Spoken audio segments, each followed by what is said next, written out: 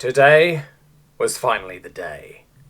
Tel had always loved hand-to-talon practice the most, and the first day was always the best. It sorted out the soft from the strong.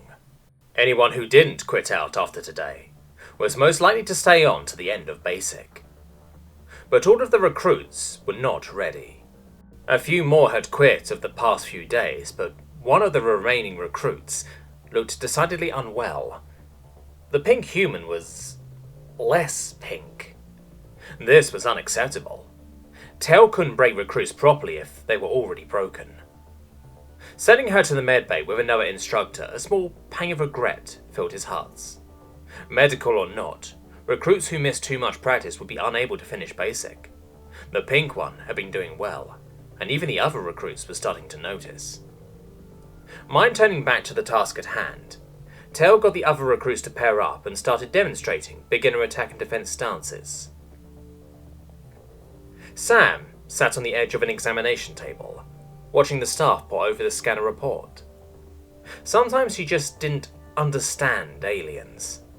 After days of light exercise, they were finally moving on to something less mind-numbing, but no, singled out again for a random medical check.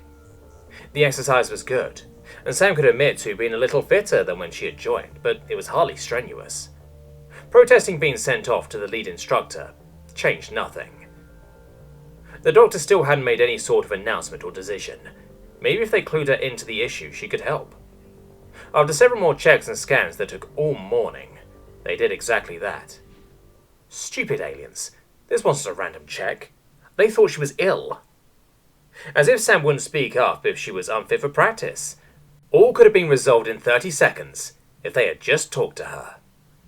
No, hot pink hair was not natural to humans, and no, the changing colour to platinum blonde was not a result of environmental stresses.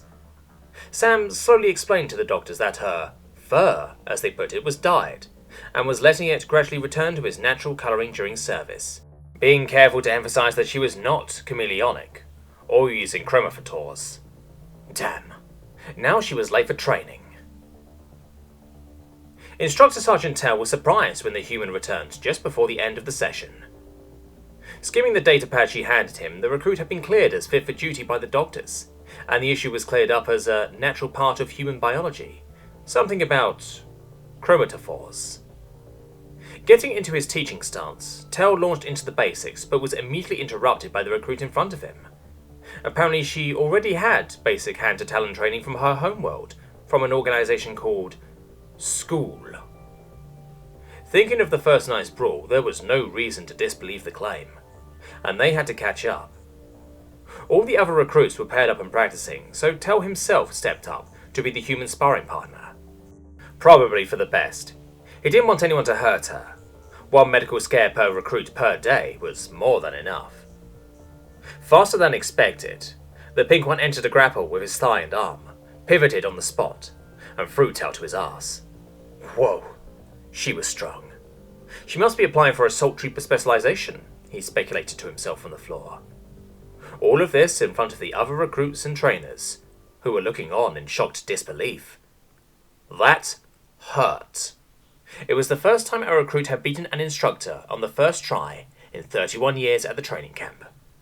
Tel knew this because 31 years ago it had been him who set that record. And that had taken a full minute to achieve. And now a non-Ravix female half his height held the record.